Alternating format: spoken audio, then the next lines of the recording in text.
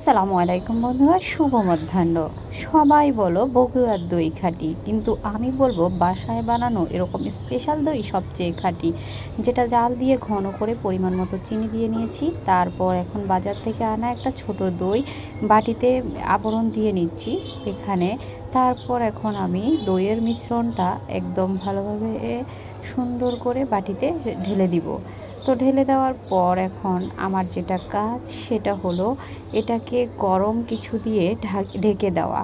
তো দেখো, ঢেকে দিয়ে এটা পরদিন সকালে আমি ওঠাচ্ছি। তো ঢাকনা খুলে দেখতেই পাবা আমার দইটা ঠিক কেমন হয়েছে। যদি কেউ খেতে চাও অবশ্যই কমেন্ট করে জানাতে পারো, আমি নিয়ে আসবো।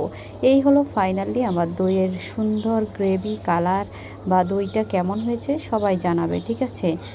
তো দই খেতে খেতে আমি আর কিছু বলতে পারবো না, এখন তো আমি হাঁপিয়ে গিয়েছি। তো আমি এখন দই খেতে চললাম।